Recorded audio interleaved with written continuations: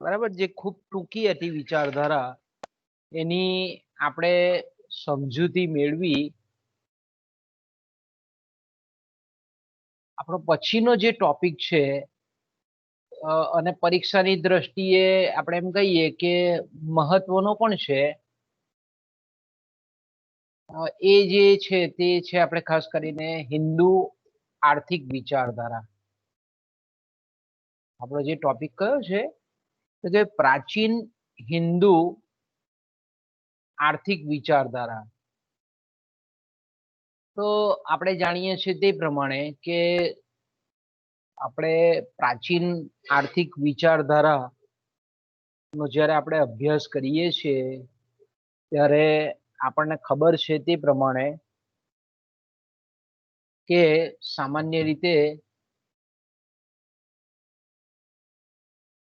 પ્રાચીન શબ્દ આવે એટલે આપણને તરત ખ્યાલ આવી જાય કે ભાઈ પ્રાચીન જે અર્થતંત્ર હતું, ખાસ કરીને ભારતીય અર્થતંત્ર, એ કેવું હતું તો કે ભાઈ સાદું અર્થતંત્ર હતું. અને પ્રાચીન એટલે આપણને ખબર છે કે ઈસવીસનની શરૂઆત થઈ એ પહેલાનો સમયગાળો,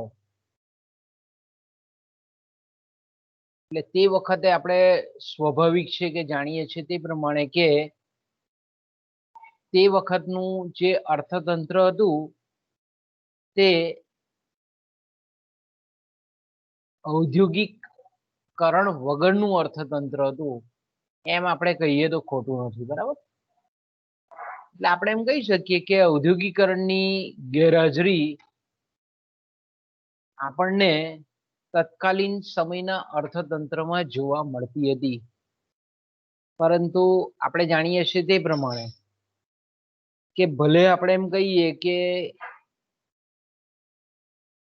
ઔદ્યોગિકરણ નહીં હતું, પણ તે સમયના જે અન્ય અર્થવ્યવસ્થાઓ હતી પ્રાચીન સમયની, એના કરતા આપણી જે હિન્દુ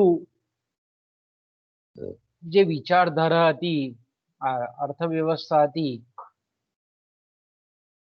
તે ખરેખર કેવી હતી? ઉચ્ચ કોટીની હતી, ગતિશીલ હતી, એમ આપણે કહીએ તો ખોટું નથી. તે સમયે આપણે એમ કહીએ કે શુદ્ધ પ્રકારનું આર્થિક જીવન હતું નહીં, પરંતુ જે સમાજનું જીવન છે એમાં એ સંકલિત હતું. એટલે આપણે એમ કહી શકીએ કે સમાજનું જે લોકોનું જીવન છે, સમાજ જીવન, એ ધર્મ અને નીતિના વિચારો પર આધારિત હતું. એટલે ધાર્મિક મૂલ્યો અને નીતિના મૂલ્યો એના કેન્દ્રમાં હતા. તે સમયે આપણે જાણીએ છીએ તે પ્રમાણે કે પ્રાચીન સમયમાં વસ્તી પણ ખૂબ ઓછી હતી. અત્યારે આપણે જેટલી વસ્તીનું પ્રમાણ છે એટલું તે વખતે હતું નહીં. માનવ જરૂરિયાતો પણ સરળ હતી, સાદી હતી. માનવ જરૂરિયાતો પણ આપણે એમ કહીએ કે મર્યાદિત હતી, સીમિત હતી.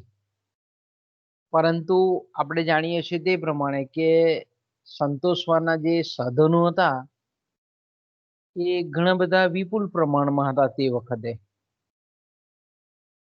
અને એ વિપુલ પ્રમાણમાં હોવાથી આપણે એમ કહીએ કે તે વખતની જે મર્યાદિત જરૂરિયાતો હતી, સાદી જરૂરિયાતો હતી, એના સંદર્ભમાં એ જરૂરિયાતોનું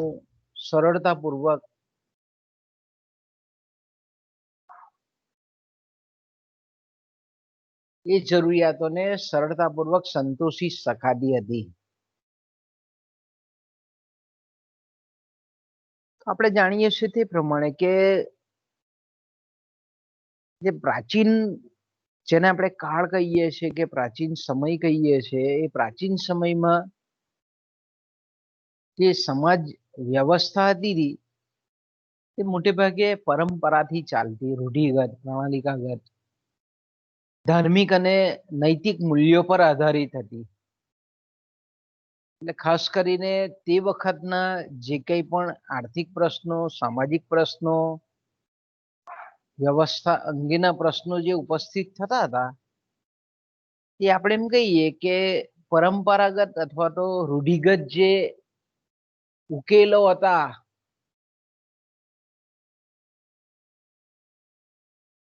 જે ધાર્મિક અને નૈતિક મૂલ્યો પર આધારિત હતા એ ઉકેલના માર્ગો એના દ્વારા એ ઉકેલાતા હતા.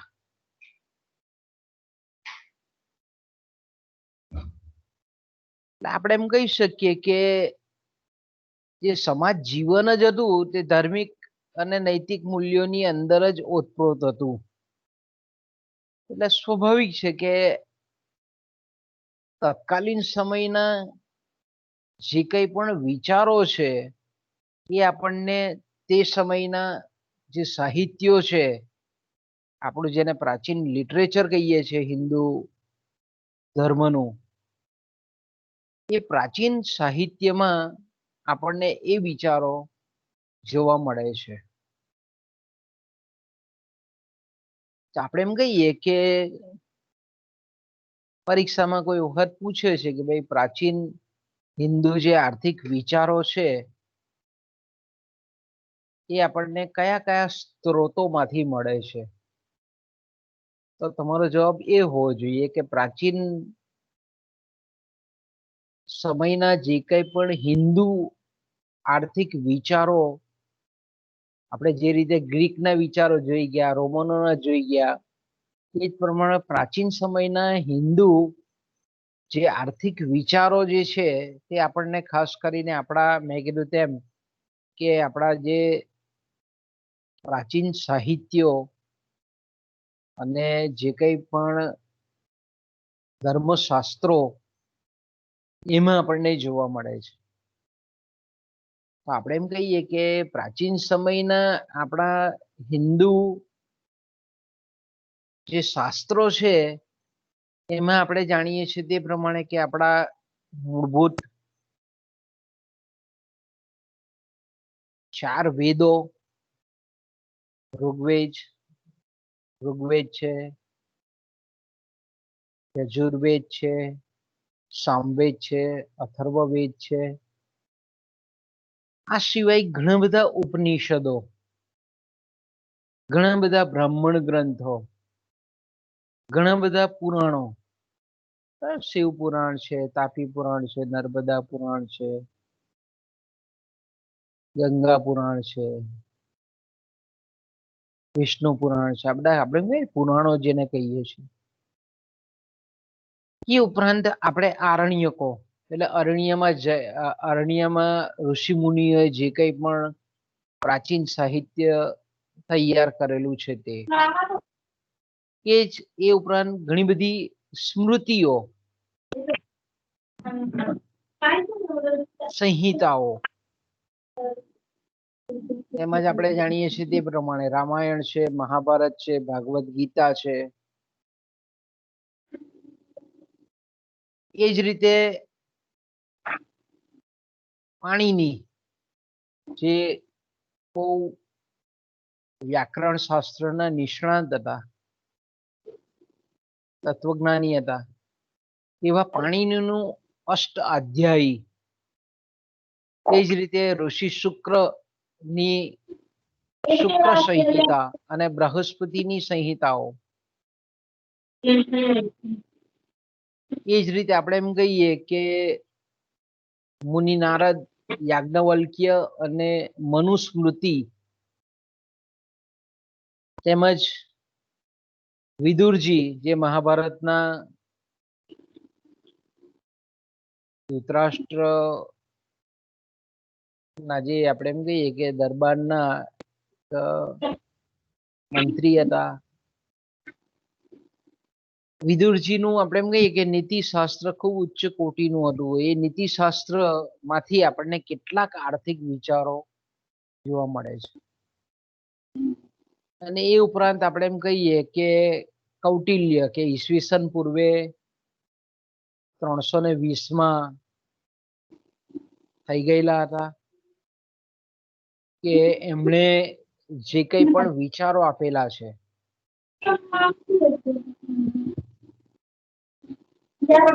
કૌટિલ્યના આપણને કહીએ કે અર્થશાસ્ત્ર નામના ગ્રંથમાંથી ઘણા બધા વિચારો આપણને હિન્દુ આર્થિક વિચારો આપણને પ્રાપ્ત થાય છે.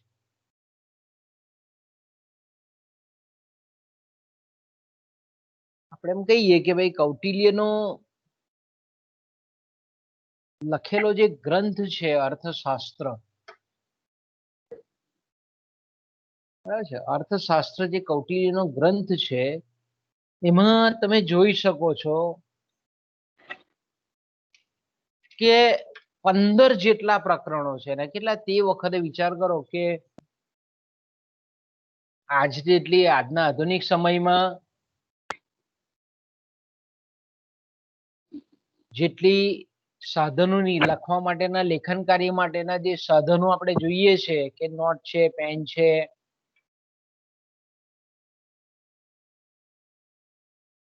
કોમ્પ્યુટર છે, આ બધું અત્યારે આપણને ઈઝીલી મળી રહી છે, પણ તે વખતે આપણે એમ કહીએ કે બધાએ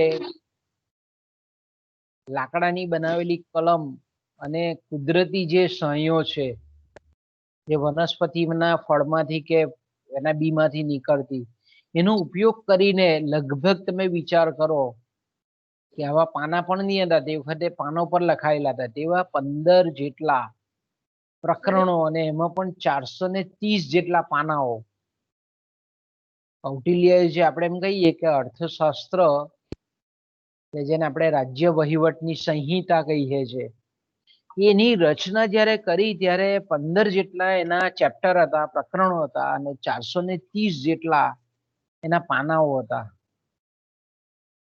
એટલે આપણે એમ કહી શકીએ કે કૌટિલ્ય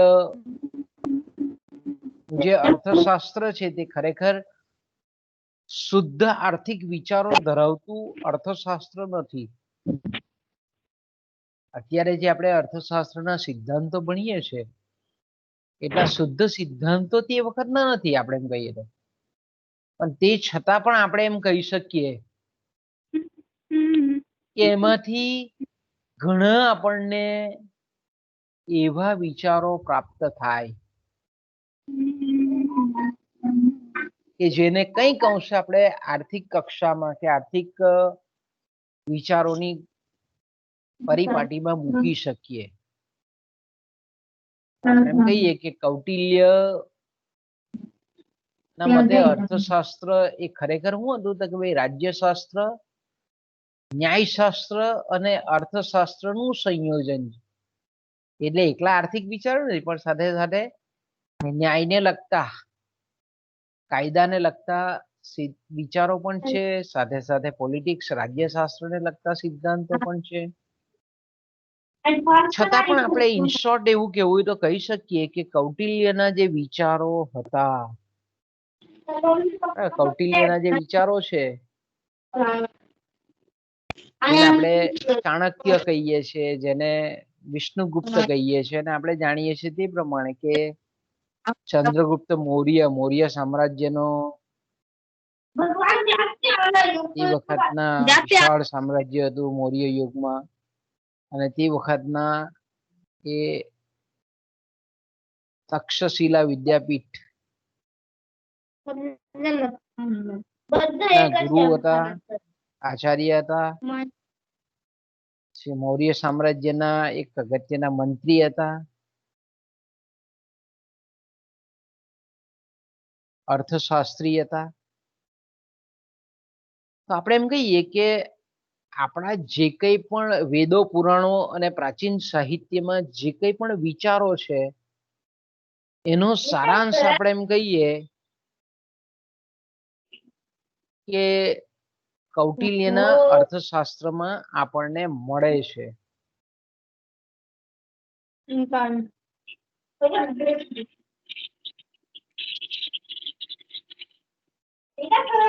કૌટિલ્યના જે વિચારો છે ખરેખર તો આપણે એમ કહીએ કે એણે જે પોતાના અર્થશાસ્ત્ર ગ્રંથમાં આપેલા જે વિચારો છે,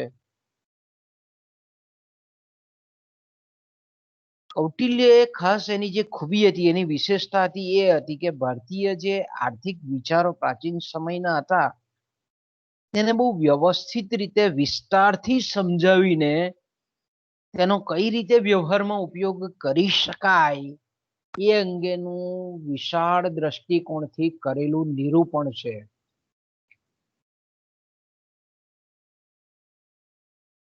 એટલે આપણે એમ કહી શકીએ કે કૌટિલ્ય નો જે પોતાનો ગ્રંથ છે એ ગ્રંથમાં ખરેખર આપણે જોઈએ તો જે હિન્દુ આર્થિક વિચારધારા છે પ્રાચીન સમયની, એમાં ખરેખર ધર્મશાસ્ત્ર અને અર્થશાસ્ત્રનો બરાબર સમન્વય સાધવામાં આવેલો છે. અને એનું જેને આપણે એમ કહીએ ને કે મધ્યબિંદુ એ છે કે એમાં જે ઉપલબ્ધ સાધનો છે સમાજની પાસે, કોઈ પણ રાષ્ટ્ર પાસે, એ સાધનોનો ઉપયોગ અને એ સાધનોનો કરકસરપૂર્વકનો ઉપયોગ અને એનો દુર્વ્યય રોકવાના ખાસ કરીને સૂચનો સામેલ છે.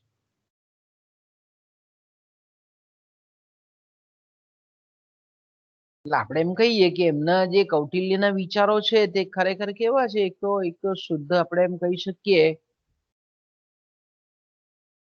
કે ધર્મ દ્વારા અર્થશાસ્ત્રના વિચારોને સમજાવેલા વિચારો છે.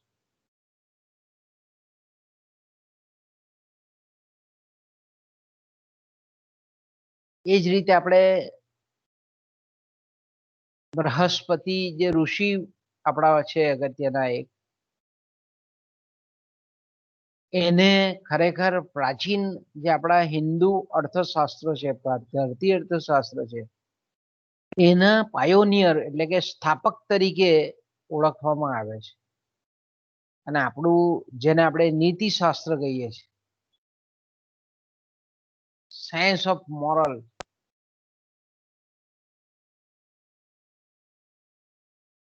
એ નીતિશાસ્ત્રના સ્થાપક તરીકે આચાર્ય શુક્રાચાર્યને ગણવામાં આવે છે. એટલે નીતિશાસ્ત્ર જે રચયિતા છે નીતિશાસ્ત્રના એ ઋષિ શુક્રાચાર્ય છે, જ્યારે આપણું જે પ્રાચીન હિન્દુ અર્થશાસ્ત્ર છે એને રચનાર આપણે એમ કહીએ કે બૃહસ્પતિ છે.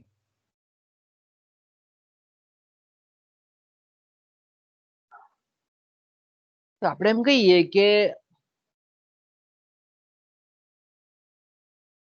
કૌટિલ્યએ જ્યારે પોતાનું અર્થશાસ્ત્ર પુસ્તક લખ્યું તેમાં એની પ્રસ્તાવનામાં જ આપણે એમ કહીએ કે બૃહસ્પતિ અને શુક્રાચાર્ય આ બંનેનો ઋણ સ્વીકાર એમણે કરેલો છે. ઋણ સ્વીકાર કરેલો છે એનો મતલબ શું થાય છે કે આ બંને ઋષિ મુનિઓના જે વિચારો હતા એને કઈક અંશે કૌટિલ્યએ સ્વીકારેલા છે અને પોતાના પુસ્તકમાં એનો ઉપયોગ પણ કરેલો છે. આપણે એમ કહીએ ને કે શુક્રાચાર્ય વિદ્વાન ઋષિ મુનિ હતા, એમણે અર્થશાસ્ત્રની તે વખતે વ્યાખ્યા પણ આપેલી હતી. એની જે શુક્ર નીતિ હતી તેમાં શ્રુતિ સ્મૃતમ વિરોધેન રાજવૃતમ હિ શાસનમ સંયુક્ત કથાર્થાન મનમ યત્ર અર્થશાસ્ત્રમ ત્રદુષ્યતે, આ ટાઈપનું એમણે શ્લોકમાં સરસ મજાની અર્થશાસ્ત્રની વ્યાખ્યા સમજાવી. એટલે શુક્રાચાર્ય શું કહે છે કે અર્થશાસ્ત્ર એક વિજ્ઞાન છે જે રાજાની, આપણે એમ કહીએ ને કે જે કિંગ રાજાની શાસકીય એટલે શાસન કરવાની શાસકીય ફરજોનો અભ્યાસ કરે છે. જો વિચાર કરો, એણે શું કીધું, શુક્રાચાર્યએ પોતાની જે શુક્ર નીતિ જે આપેલી હતી એમાં એણે અર્થશાસ્ત્રની વ્યાખ્યા આપતા કીધું કે અર્થશાસ્ત્ર એક વિજ્ઞાન છે, એક સાયન્સ છે જે રાજાની શાસકીય ફરજોનો અભ્યાસ કરે છે. એટલે રાજાના જે કંઈ પણ કાર્યો અને જવાબદારી છે તેનો એ અભ્યાસ કરે છે અને તે સંપત્તિ એકત્રકરણની પદ્ધતિઓનો પણ અભ્યાસ કરે છે. તો વિચાર કરો કે સંપત્તિ એકત્રીકરણની પદ્ધતિઓનો પણ અભ્યાસ કરે છે. તો સંપત્તિનું એકત્રીકરણ આવે એટલે તમને આપણને ચોક્કસ ખ્યાલ આવી જાય, વ્યાપારવાદીઓ આવી જાય અને એડમ સ્મિથ આવે. સંપત્તિના વૃદ્ધિના કારણો અને સ્વરૂપની તપાસ. તો આપણે એમ કહીએ કે આ તો 200 વર્ષ પહેલા થઈ ગયો એડમ સ્મિથ, જ્યારે આ લોકો તો ઈસવીસન પૂર્વે 2500 વર્ષ 3000 વર્ષ પહેલાના વિચારો છે આ બધા.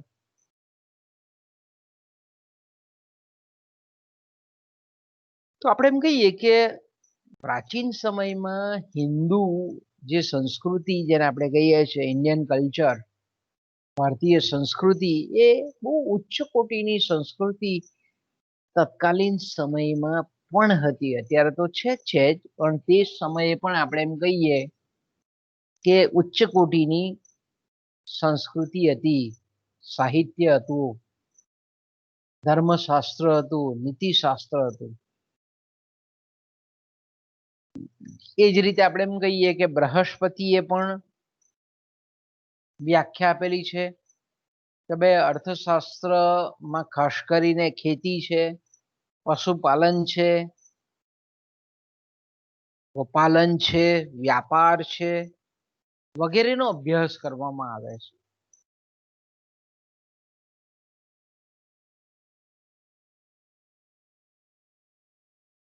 જ્યારે આપણે પાણીની જે વ્યાકરણ શાસ્ત્રના નિષ્ણાંત હતા,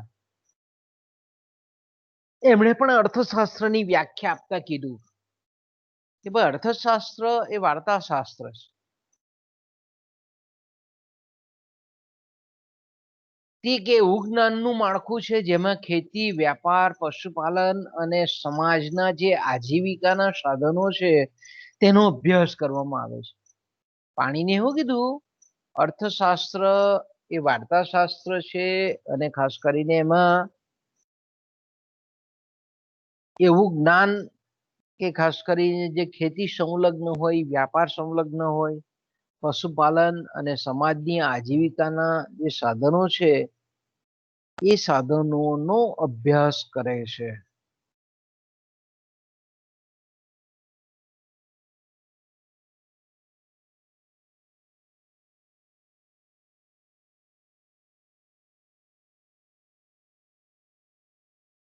તમે વિચાર કરી શકો છો કે આપણો જેને મહાગ્રંથ કહીએ છીએ મહાભારત, એનો જે શાંતિ પર્વ છે, ઘણા બધા પર્વ પૈકીનું એક પર્વ છે શાંતિ પર્વ,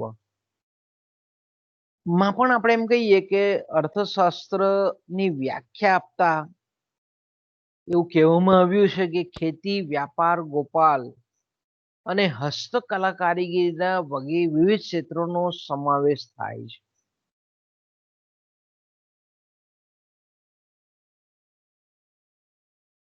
અર્થશાસ્ત્રમાં કોનો કોનો સમાવેશ થાય છે અહીંયા તમે જોઈ શકો છો કે ખેતી, વ્યાપાર, ગોપાલ અને હસ્તકલા કારીગીરીના વિવિધ સ્ત્રોતોનો અભ્યાસ કરવામાં આવે છે. અર્થશાસ્ત્રમાં એનો સમાવેશ કરવામાં આવે છે. એ જ રીતે ભાગવત પુરાણમાં પણ લખેલું છે કે ખેતી, વ્યાપાર, પશુ સંરક્ષણ અને નાણાંની ગિરનાર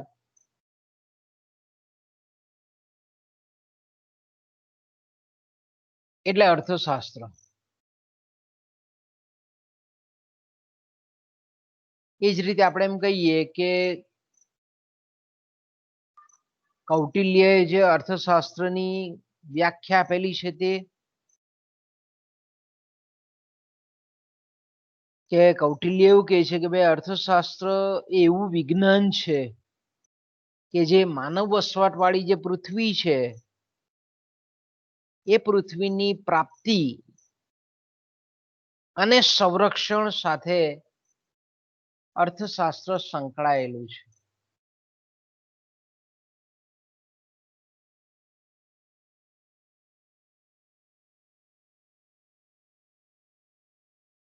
તો આપણે એમ કહીએ કે આટલી અર્થશાસ્ત્રની વ્યાખ્યા જોયા પછી આપણે એવું સ્પષ્ટ કહી શકીએ કે આપણે ભલે એમ કહેતા હોઈએ કે અર્થશાસ્ત્રની વ્યાખ્યા એ એડમ સ્મિથે આપેલી છે પહેલી વ્યાખ્યા, પણ એ પહેલા પણ આ તમે વિચાર કરી શકો છો કે હિન્દુ જે આર્થિક વિચારો છે તેમાં અર્થશાસ્ત્રની ઘણા બધા વર્ષો પહેલા આપેલી વ્યાખ્યા છે.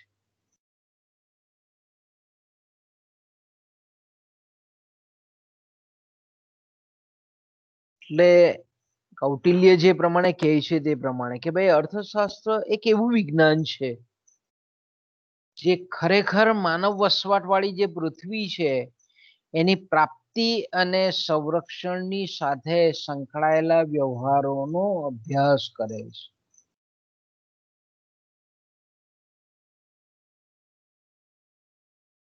અને આપણને ખબર છે તે પ્રમાણે કે કૌટિલ્યનું જે અર્થશાસ્ત્ર છે, ચાણક્યનું એ વિષ્ણુગુપ્ત, જેને આપણે 3 નામથી ઓળખીએ છીએ, એને ચાણક્ય પણ કહીએ છીએ, કૌટિલ્ય પણ કહીએ છીએ, વિષ્ણુગુપ્ત પણ કહીએ છીએ.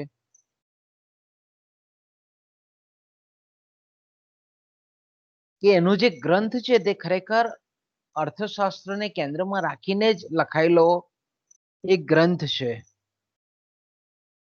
આપણે એમ કહીએ કે એના ગ્રંથના જે પ્રમુખ વિચારો છે તેના પર આપણે નજીક દ્રષ્ટિપાત કરીએ કે ભાઈ જે રીતે આપણે ગ્રીકોના જે મુખ્ય વિચારો છે તેને મુદ્દા પાડીને આપણે સમજ્યા, રોમનોના વિચારોને થોડીક રીતે સમજ્યા.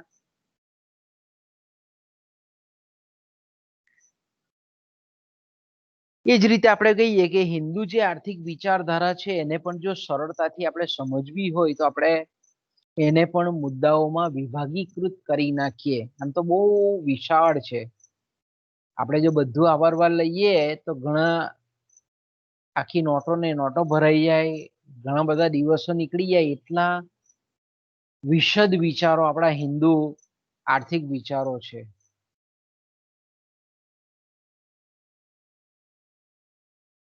એટલે આપણે એમ કહી શકીએ કે જે વિચારો આપેલા છે એને આપણે ખાસ કરીને જો મુદ્દાઓમાં વહેંચીએ તો પહેલો મુદ્દો આપણે આપીએ કૃષિ અને પશુ સંવર્ધનને મહત્વ. એટલે કહીએ કે પ્રાચીન જે આપણી હિન્દુ અર્થવ્યવસ્થા હતી એમાં ખાસ કરીને ખેતી અને જે સંલગ્ન જે ક્ષેત્ર છે એટલે પશુપાલન ને આનુષંગિક જે પ્રવૃત્તિઓ છે તે એના ખાસ કરીને વિકાસની હિમાયત કરવામાં આવેલી છે. આપણે પ્રાચીન સમયના હિન્દુ વિચારો જોઈએ તો સૌથી પહેલા તો આપણે એના જે ખેતી અંગેના, કૃષિ અંગેના અને પશુ સંવર્ધન અંગેના જે વિચારો છે એમાં પ્રાચીન હિન્દુ આર્થિક વિચારોમાં ખાસ કરીને ખેતી અને સંલગ્ન ક્ષેત્રના વિકાસની એકદમ હિમાયત કરવામાં આવેલી છે. અને પશુપાલનને કારણે જ આપણે એમ કહીએ કે જેને આપણે સપ્ત સિંધુનો પ્રદેશ કહીએ છીએ ઉત્તર ભારતનો,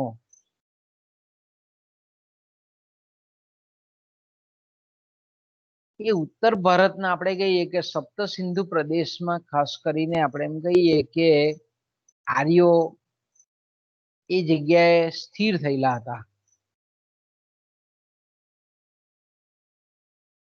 અને આપણે એમ કહીએ કે કૃષિ અને જે આનુષંગિક પ્રવૃત્તિ છે, પશુપાલનની પ્રવૃત્તિ છે, એને કારણે જ આપણે એમ કરીએ કે આર્યો એ સપ્ત સિંધુના પ્રદેશમાં સ્થાનીયકૃત થયેલા હતા.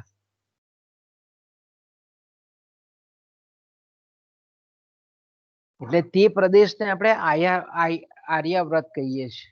આર્યાવર્ત એટલે આર્ય જ્યાં રહેતા હતા તે જગ્યા આર્ય. એટલે આ શબ્દ આપણે જાણીએ છીએ તે પ્રમાણે મહાભારતમાં તમને જોવા મળે, સાંભળવા મળે આપણને. એ જ રીતે રામાયણમાં પણ આપણને જોવા મળે. ખેતીની સાથે આપણે જાણીએ તે પ્રમાણે કે પશુ સંવર્ધન ને પશુ ઉછેરને તો ખાસ મહત્વ આપવામાં આવતું. અને તે વખતે એવું મનાતું હતું કે કૃષિ જો સમૃદ્ધ ત્યારે જ થઈ શકે કે સાથે સાથે પશુપાલનની પ્રવૃત્તિઓનો વિસ્તાર થાય. એ લોકો ખાસ કરીને ખેતીને સંપત્તિ સર્જનની મુખ્ય ધાર ગણતા હતા, એટલે મૂળ આધાર જેને આપણે કહીએ બેઝ, જેને આપણે કહીએ. જો કૃષિ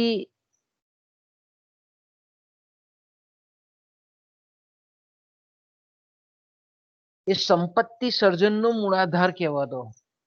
એનો મતલબ શું થાય કે ભાઈ કૃષિનું જો ઉત્પાદન, ખેત પેદાશોનું જો ઉત્પાદન થાય તો સંપત્તિનું સર્જન શક્ય બને. અને સંપત્તિ જો આપણે એમ કહીએ કે સર્જન વધારે શક્ય બને તો એ રાજ્ય એ વધારે મજબૂત બની શકતું હતું, એવું લોકોનું માનવું હતું. અને બીજું આપણે જાણતા હતા તે પ્રમાણે કે તે વખતે પ્રાચીન સમય હતો એટલે ઉદ્યોગો હતા જ નહીં, ને હતા તે પણ પ્રાથમિક કક્ષાના હતા. તો ખાસ કરીને આપણે એમ કહીએ કે કૃષિને સમાજમાં પ્રતિષ્ઠિત વ્યવસાય તરીકે ગણવામાં આવતો હતો. પ્રાચીન સમયમાં વૈદિક કાળમાં આપણે એમ કહીએ કે ખાસ કરીને કૃષિ એક મહત્વનો વ્યવસાય તરીકે ગણાતો, જે રીતે આપણે અન્ય વિચારધારાઓમાં જોઈ ગયા પ્રાચીન સમયમાં. અને કૃષિ ખાસ કરીને વૈદિક સમયમાં જેને આપણે વણિકો કહીએ છીએ, વૈશ્યો કહીએ છીએ, અને શૂદ્રો નો ખાસ વ્યવસાય ગણાતો હતો. જો કૃષિ મોટે ભાગે તે વખતે કૃષિ આર્થિક પ્રવૃત્તિ હતી તે વૈશ્ય એટલે કે વણિકોના હાથમાં હતી અને શૂદ્રોના હાથમાં આપણને જોવા મળે છે.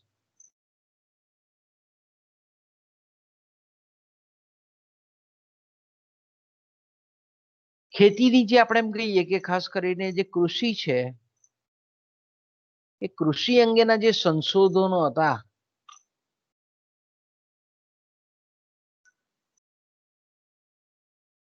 અને ટેકનિક હતી તે વખતે આપણે એમ કહીએ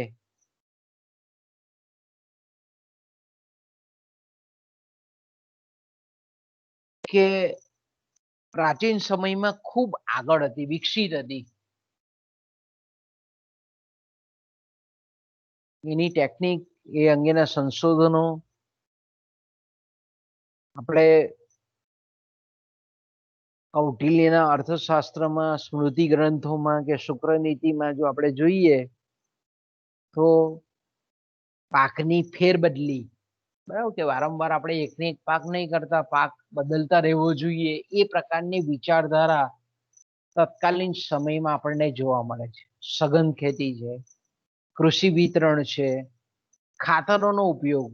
એ વખતે આવું આપણે એમ કહીએ કે સિન્થેટિક ફર્ટિલાઇઝર નહીં હતા પણ કુદરતી ખાતર. પછી આપણે એમ કહીએ કે પાકોની અંદર જે જીવાતો થઈ જતી હતી, જે રોગ પાકોની અંદર પ્રવર્તતા હતા, એનું નિવારણ. પછી તળાવ અને નદીઓ દ્વારા સિંચાઈ.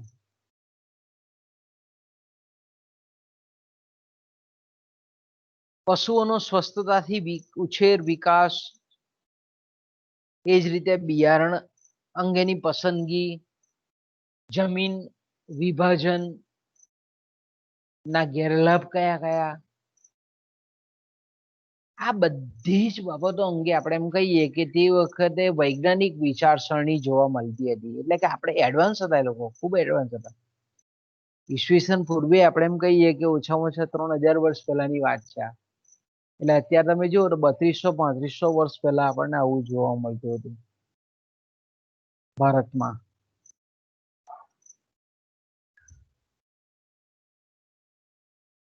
જમીન છે, પશુઓ છે, અનાજ છે, ધાન્ય છે, વસ્ત્રો છે, ઘાસ છે, એને સંપત્તિ તરીકે માનવામાં આવતું હતું.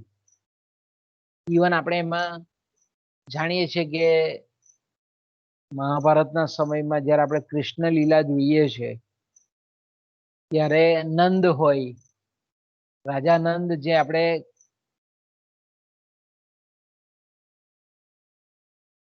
એની સમૃદ્ધિ આપણે જોઈએ છે તે પ્રમાણે કે ગાયો કેટલી હતી એના આધારે એની સમૃદ્ધિ એ આપણને અંકાતી જોવા મળે છે.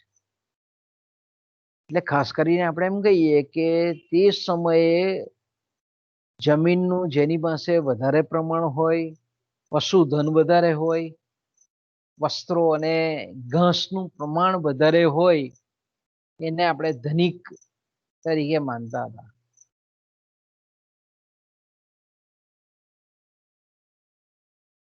બીજું આપણે એમ કહીએ કે તત્કાલીન સમયમાં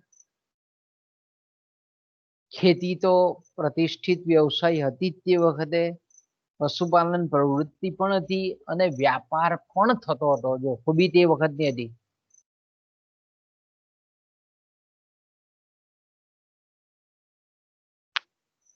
હસ્તકલા કારીગીરી એટલે આપણે એમ કહીએ કે કુટુંબોની જે પ્રમાણેની કુશળતા હોય તે પ્રમાણે હસ્તકલાના નમૂનાઓ બનાવી અને એનું વેચાણ કરવામાં આવતું હતું. એટલે કમાણીના જે મુખ્ય સાધનો હતા તે ખાસ કરીને ખેતી છે, પશુપાલન છે, વ્યાપાર છે અને હસ્તકલા એ આજીવિકાના મુખ્ય સાધનો હતા, કમાવા માટેના મુખ્ય સાધનો હતા. પ્રાચીન ખાસ કરીને જે વિચારકો હતા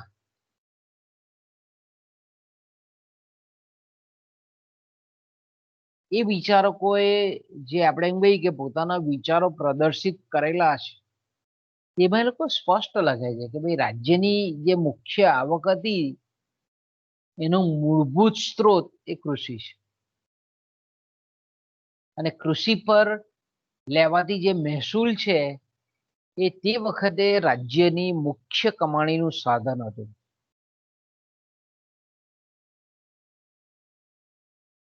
એટલે આપણે એમ કહી શકીએ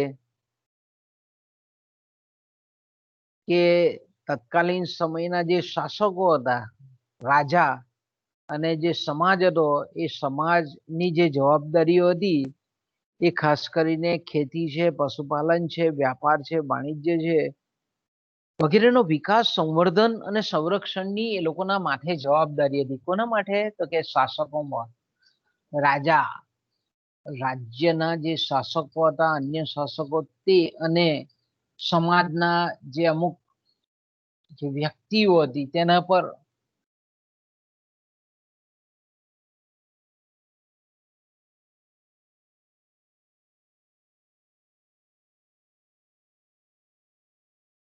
કૃષિ ક્ષેત્રનો વિકાસની જવાબદારી હતી.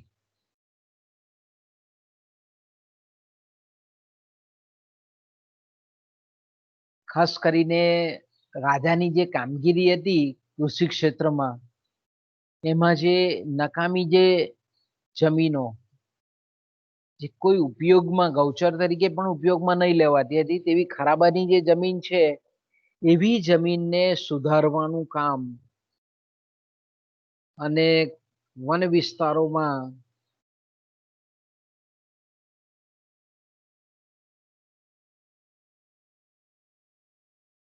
ખેતી કરી શકાય એ માટે એ જમીનોને સફાઈ કરવું, એટલે જંગલો કાપીને આપણે એમ કહીએ કે જ્યાં ખેતી કરી શકાય એ રીતે સફાઈ કામ પણ એ રાજાના કાર્યક્ષેત્રમાં આવતું. ખાસ કરીને જમીનની જે સોંપણી હતી, એ જમીનની સોંપણી કેવી હતી કે ભાઈ જે જમીનદાર બેઠાડું જીવન જીવતો હોય, બેઠાડું જે જમીનદાર હોય એના કરતા જે કાર્યશીલ હોય, એ કામ કરે એવો હોય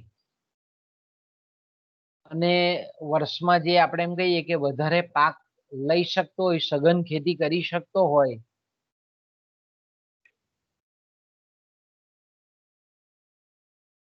એવા જમીનદારને જમીનની સોંપણી કરવામાં આવતી હતી. અને જમીનની જે વેચાણ કિંમત, ખરીદની કિંમત એ જમીનની ફળદ્રુપતાને આધારે નક્કી થતી હતી.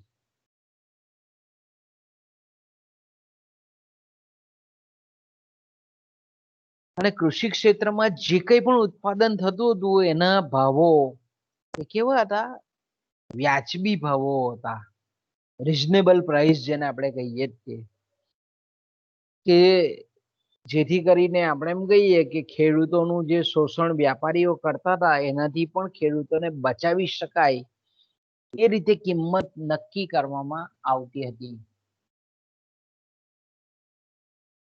ઘણા બધા વિચારો છે, આમાં આપણે ઘણું બધું ચર્ચા કરી શકીએ એમ છે કૃષિ ક્ષેત્રમાં.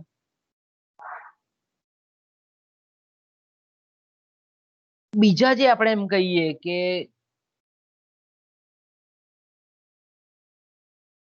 શ્રમ અંગેના વિચારો,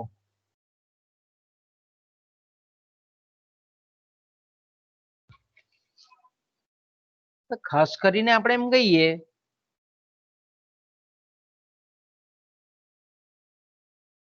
કે જે ધ્યેયને હાંસલ કરી શકે એવા શ્રમને ઉત્પાદક શ્રમ તરીકે ગણાતો. જે શ્રમ, જે શ્રમિક જે કંઈ પણ નિર્ધારિત કરેલા લક્ષ્યાંકને સિદ્ધ કરી શકતો હોય એને કાર્યક્ષમ કે ઉત્પાદક શ્રમિક ગણાતો. પણ જે આપણે એમ કહીએ કે ધ્યેય કે લક્ષ્યાંક હાંસલ નહીં કરી શકે એવો જે શ્રમ હતો એને મોટે ભાગે બિન ઉત્પાદક શ્રમ ગણાતો.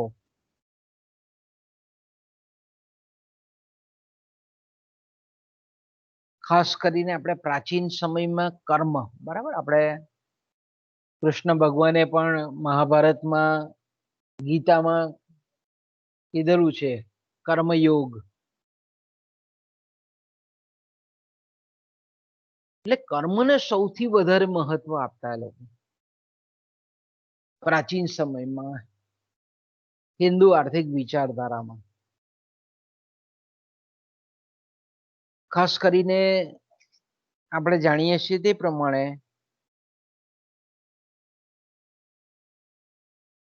કે વેદોમાં એવો પણ ઉલ્લેખ છે, આપણા જે વેદ છે તેમાં,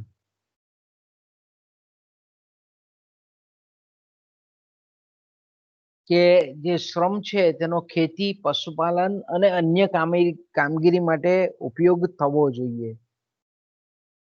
અને ખાસ કરીને સ્ત્રીના સંદર્ભમાં પણ આપણે જાણીએ છીએ તે પ્રમાણે કે સ્ત્રીના સંદર્ભમાં પણ કૌટિલ્ય એવું જ કહે છે કે ભાઈ સ્ત્રીઓ કૃષિ અને વ્યાપાર જેવી જે ઉત્પાદક પ્રવૃત્તિઓ છે તેમાં સહાયક તરીકેની મુખ્ય ભૂમિકા એને ભજવવાની છે. મહાભારતનો શાંતિ પર્વ ખાસ કરીને આપણે એમ કહીએ કે એમાં આપણને ખબર છે કે કોને કેટલા પ્રમાણમાં વેતન આપવું, કયા શ્રમિકને કેટલું વેતન આપવું, કેવી રીતે વેતન આપવું, કયા સ્વરૂપમાં આપવું, તેની વિસ્તૃત ચર્ચા કરવામાં આવેલી છે. ખાસ કરીને આપણે ઋષિ શુક્રાચાર્યએ વેતન એ કુશળતાને આધારે આપવું જોઈએ. જો વેતન નિર્ધારણના સિદ્ધાંતો પછીથી આપણે એને એવું કહીએ છીએ, પણ તે વખતે શુક્રાચાર્ય પણ આપણને જોવા મળે છે તે વખતે આવા સૈદ્ધાંતિક ફોર્મમાં નહીં હતું, સાદા શબ્દોમાં હતું કે ભાઈ ઉત્પાદનના સાધનની જે કાર્યકુશળતા છે એ પ્રમાણે એને વેતન દર આપવું જોઈએ. શુક્રાચાર્યએ પણ તે સમયે એવો જ વિચાર કરેલો છે કે કુશળતાને આધારે વેતન આપવું જોઈએ. અને ખાસ કરીને આપણે એમ કહીએ કે મનુસ્મૃતિ લખનાર ઋષિ મુનિએ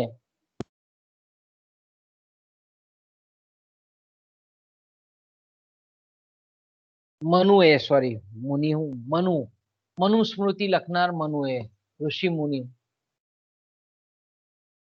તો આપણે એમ કહીએ કે જે મનુ છે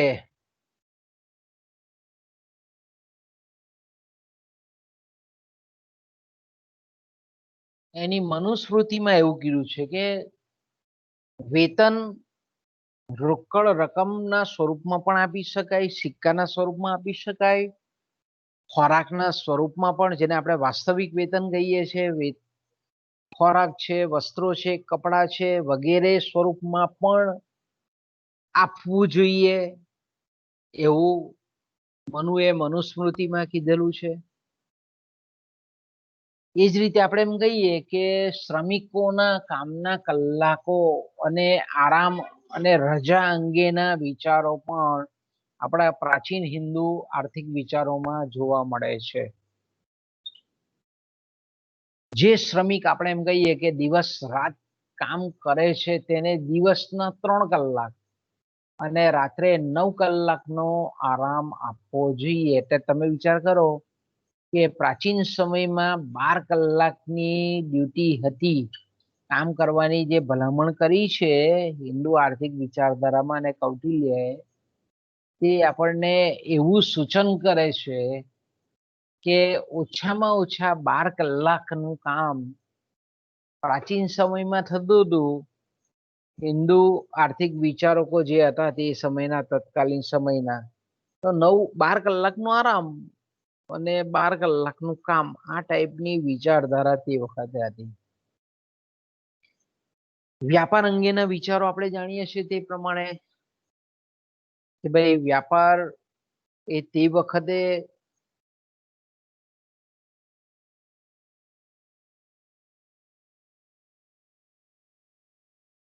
એક જ રાજ્યના અલગ અલગ વિસ્તારોની અંદરનો જે આંતરિક વેપાર, આંતરિક, જેને આપણે આંતર પ્રાદેશિક વેપાર કહીએ છીએ, એનો અને આંતરરાષ્ટ્રીય એટલે દરિયો પાર કરીને જઈને અન્ય દેશોમાં જઈને આપવાની ચીજ વસ્તુઓ આપવાનો જે વેપાર છે, તે સૌ પ્રથમ આપણે એમ કહીએ કે ભારતમાં થયેલો છે એવું વૈદિક સાહિત્યમાં આપણને જોવા મળે છે.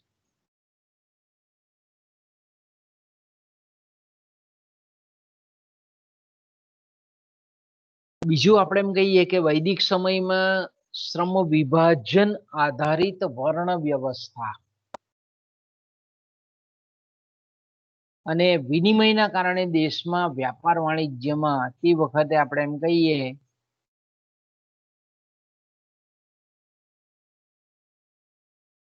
સારી એવી પ્રગતિ આપણને થયેલી જોવા મળે છે.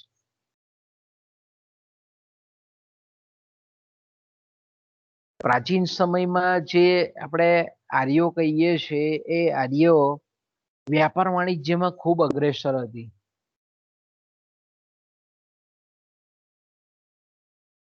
એટલે ઈસવીસનની શરૂઆત પહેલાનો જે સમયગાળો, એટલે કે ઈસવીસન 1 પહેલા નો જે સમયગાળો છે, એ સમયગાળામાં આપણે એમ કહીએ કે ઇજિપ્ત છે, જાવા છે, સુમાત્રા છે, ગ્રીસ છે, ઇન્ડોનેશિયા છે, એશિયા છે ને યુરોપના કેટલાક જે તત્કાલીન સમયમાં સુસંસ્કૃત દેશો કહેવાતા હતા, એની સાથે વ્યાપારિક સંબંધો હતા. એટલે આપણે એમ કહીએ કે ભાઈ આપણે એવું કહે છે કે કોલંબસ અમેરિકા શોધ્યું ને વાસ્કો દી ગામા આ બાજુ આવેલો એશિયા ખંડ બાજુ ને એમણે દરિયાઈ માર્ગો શોધ્યા ને પછી વેપાર થતો હતો. પણ આપણા પ્રાચીન હિન્દુ સમયમાં પરરાષ્ટ્રો સાથેનો આંતરરાષ્ટ્રીય વેપાર પણ ઘણા બધા વર્ષો પહેલા થતો હતો એવું આપણા સાહિત્યમાં ઉલ્લેખ છે.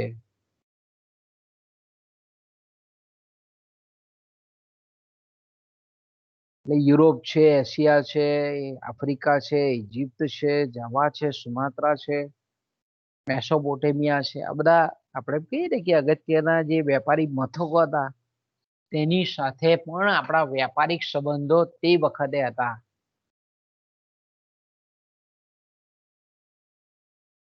મહાભારતમાં આપણે એમ કહીએ કે ભીષ્મ પિતા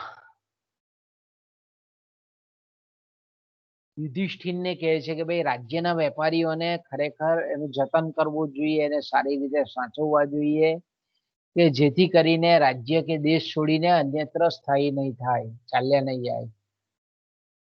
કોઈકને કોઈક રીતે કાળજી આપવી જોઈએ. જાણે દાખલા તરીકે અમને નાણાકીય સાધનોની આવશ્યકતા ઊભી થઈ હોય તો એ નાણાકીય સાધનો આપવા.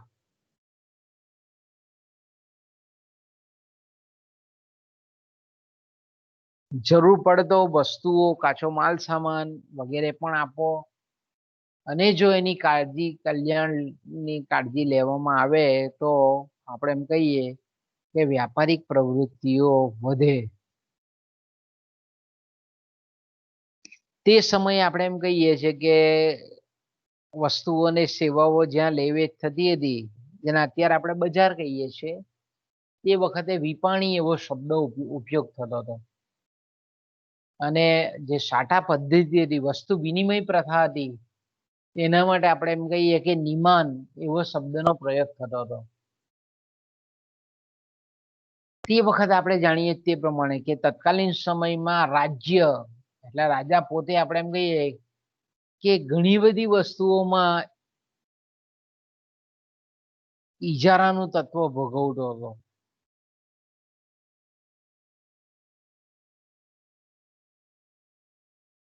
એટલે આપણે એમ કહીએ કે ઘણી બધી જે વસ્તુઓ અને સેવાઓ છે તે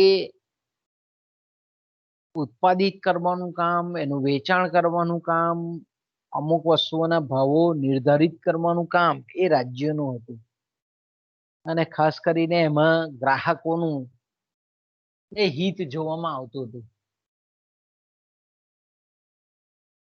ખરેખર આપણે એમ કહીએ કે વસ્તુની કિંમત, વેચણી, વ્યાપાર, એનું એક જગ્યાથી બીજી જગ્યાએ વહન, આ બધી બાબતો પર રાજ્યનું અંકુશોનું નિયંત્રણ હતું.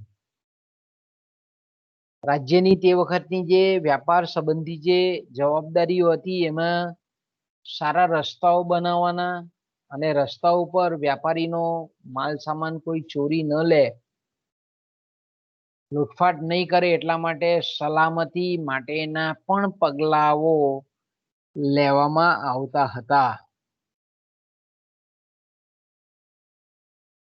પણ ખાસ કરીને આપણે જાણીએ છીએ તે પ્રમાણે કે કોઈ પણ વસ્તુની નિકાસ એ ત્યારે જ થતી કે જ્યારે એનો જે પુરવઠો છે એ પુરવઠો સ્થાનિક માંગ કરતા વધારે હોય તો જ એની નિકાસ કરી શકાતી હતી. અને ખાસ કરીને આપણે એમ કહીએ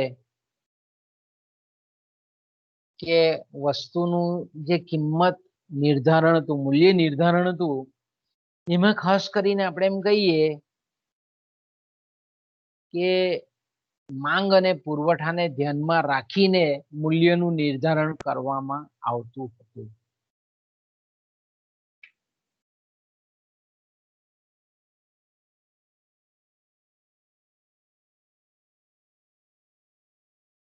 તે વખતે પણ આપણે જાણીએ તે પ્રમાણે કે સોનું અને ચાંદી એ પ્રાચીન સમયમાં પણ હિન્દુ સમાજમાં એ સંપત્તિ સર્જનનો મુખ્ય આધાર ગણવામાં આવતો હતો.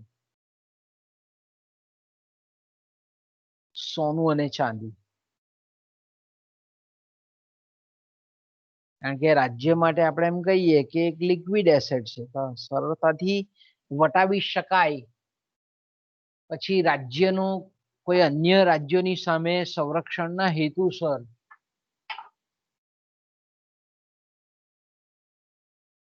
અને ખાસ કરીને જે સામુદાયિક વેપાર છે, સામૂહિક વેપાર છે, એના માટે સોના અને ચાંદીની અસ્કયામતો એ હાથ પર રાખવામાં રાજ્ય દ્વારા આવતી હતી.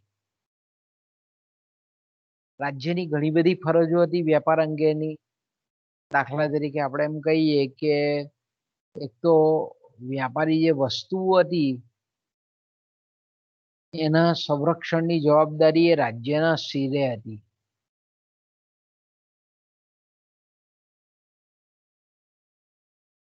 વસ્તુઓને રાખવા માટેના જે ગોડાઉનો છે એ ગોડાઉનો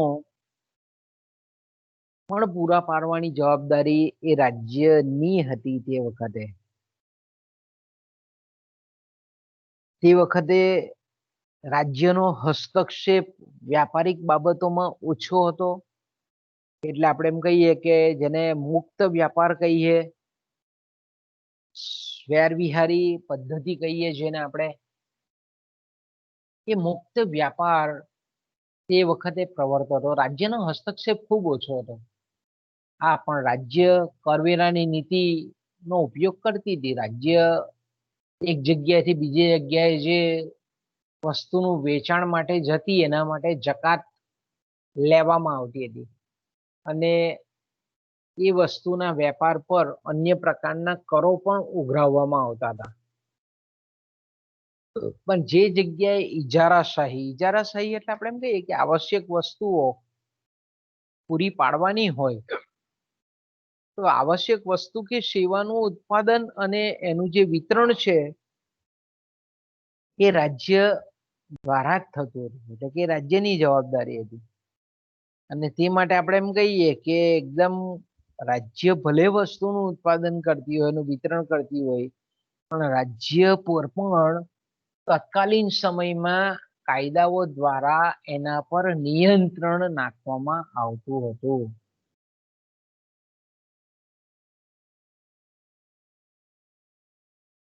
વસ્તી અંગેના જો એ લોકોના વિચારો જોઈએ પ્રાચીન સમયમાં હિન્દુ વિચારકોના, તો ખાસ કરીને આપણે એમ કહીએ કે તે વખતે વસ્તી નિયંત્રણમાં નહીં પરંતુ વધારામાં માનતા હતા. અને આપણે જોઈએ છે દાખલાઓ કે 100 કૌરવો હતા, ભાઈ બેન કેટલા હતા? 100 જણા હતા.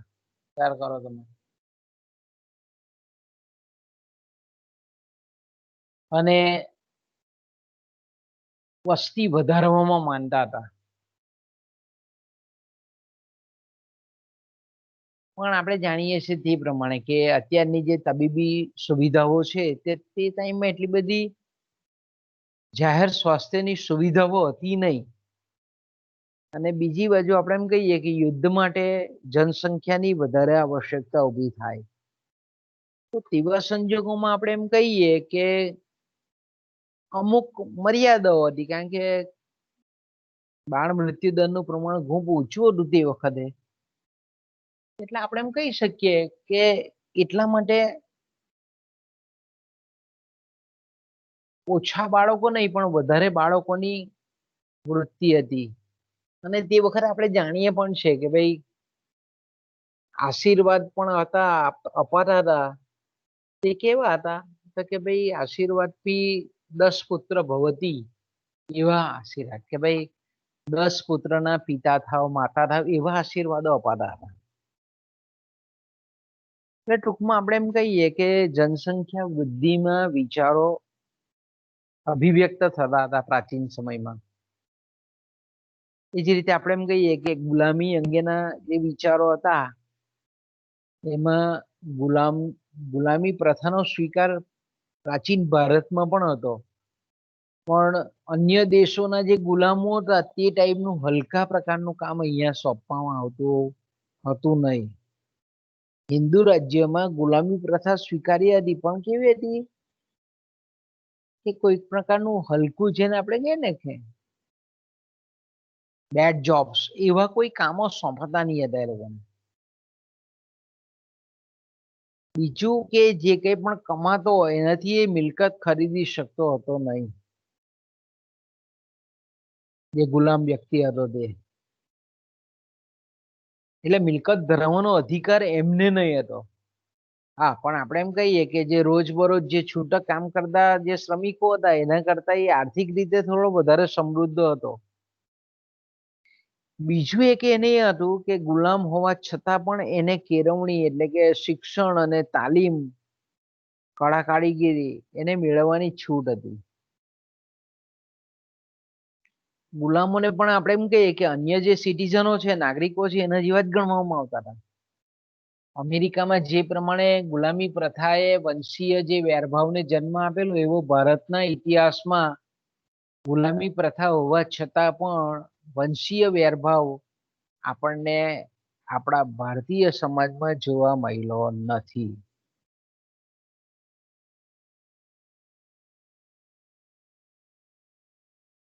કલ્યાણલક્ષી રાજ્ય, કારણ કે આપણે જાણીએ તે પ્રમાણે કે પ્રજાનું કલ્યાણ અને આર્થિક જીવન પર નું જે નિયંત્રણ છે એ સરકારની ફરજો હતી, જવાબદારી હતી. રાજ્ય ખાસ કરીને આપણે એમ કહીએ કે કૃષિ છે, સિંચાઈ છે, પશુ સંવર્ધન છે, ખાણ ખનીજનો વિકાસ છે વગેરે બાબતોમાં સબસિડી આપવી. આપણે એમ કહીએ ને કે અત્યારનો ખ્યાલ નથી સબસિડીનો ખ્યાલ, તે વખતથી આપણે એમ કહીએ કે આપણા પરંપરાગત વિચારો છે, રૂઢિગત વિચારો છે. આ બધા માટે અત્યારે જે સરકાર આપણે કહીએ કે અત્યારની સરકાર જે કંઈ પણ આપણને સબસિડીની સહાય આપે છે તે તત્કાલીન સમયમાં પણ આ બધી જ બાબતોનું પાલન થતું હતું. પ્રજા લોકો જે છે એ લોકોની ખાસ કરીને આપણે એમ કહીએ કે સ્થિતિ જે સુધારવામાં ખાસ કરીને કેટલાક અંકુશો રાજ્ય દ્વારા મુકાતા હતા. પ્રજાની સુખાકારીમાં વધારો થાય એ માટે ઘણી વખત જે તે વખતે ચાલતા જે નાણાં હતા, ચલણી નાણાં, એના વ્યવહારમાં, પછી વસ્તુઓના વજનના તોલમાપમાં, પછી જે તે વખતનું જે નાણું હતું તેમાં, પછી અલગ અલગ જે વસ્તુઓની અંદર મિશ્રણખોરી અથવા ભેળસેળ થતું હતું તેના પર પણ અંકુશો હતા. ખાસ કરીને આપણે એમ કહીએ કે પ્રાચીન હિન્દુ વિચારધારામાં વ્યાજ, આપણે એમ કહીએ કે વ્યાજને સ્ટાર્ટિંગમાં અવગણવામાં આવતું હતું. જમીનની બાબતમાં આપણે એમ કહીએ કે અંતિમ જે ઓથોરિટી છે, અંતિમ અધિકાર છે, એ ખાસ કરીને રાજ્યના હસ્તક હતો. જો આપણે એમ કહીએ કે કોઈ વ્યક્તિ એટલે કે ખાસ કરીને મિલકતના સંદર્ભમાં જો આપણે પરંપરાગત આપણા હિન્દુ વિચારધારાને જો મૂલવીએ તો આપણે એમ કહી શકીએ કે ગ્રીક વિચારકોની જેમ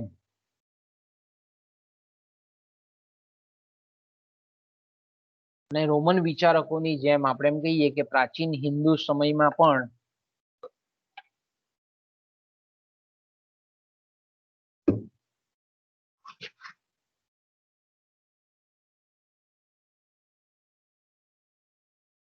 ખાનગી મિલકત રાખવાનો અધિકાર હતો. ખાસ કરીને જે સ્થાવર મિલકત હતી, જંગમ મિલકત હતી, એમાં ખાનગી કુટુંબ અથવા તો વ્યક્તિ દ્વારા એ પોતાના નામે કરી શકાતી હતી. વારસાઈ હક એટલે કે મિલકતનો વારસો એક પેઢીથી બીજી પેઢીમાં પણ થતો હતો. જમીન માલિકી જે છે તે એક વ્યક્તિથી બીજા વ્યક્તિ, એક કુટુંબથી બીજા કુટુંબમાં હસ્તાંતરિત પણ થઈ શકતું હતું. આવી જે સ્થાવર અને જંગમ મિલકત છે તે એકબીજાને ભેટમાં, બક્ષિસમાં પણ આપી શકાતી હતી. આપણે એમ કહી શકીએ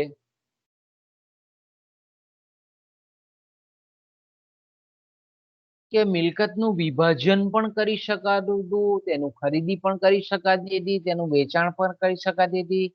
મિલકતને આપણે એમ કહીએ કે સીલ પણ મારી શકાતું હતું, એટલે કે જપ્તી પણ કરી શકાતી હતી. જો કોઈ આપણે એમ કહીએ કે જમીન ધરાવનાર વ્યક્તિ હોય અને એના જમીનના વિસ્તારમાંથી જો કોઈ ખજાનો મળે તો તે વખતનો નિયમ એવો હતો કે ખજાનાનો મોટો હિસ્સો તે મેળવવા હકદાર હતો.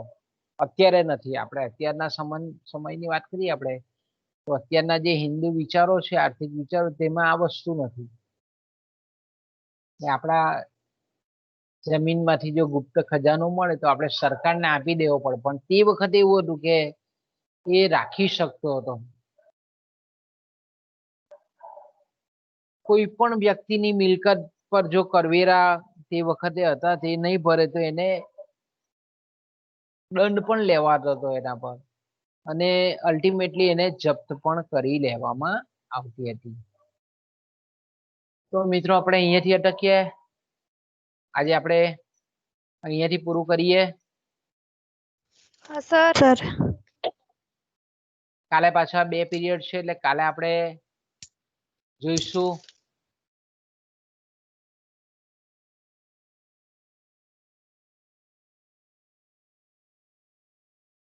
તો અહીંયાથી આપણે અટકીએ છીએ, બરાબર.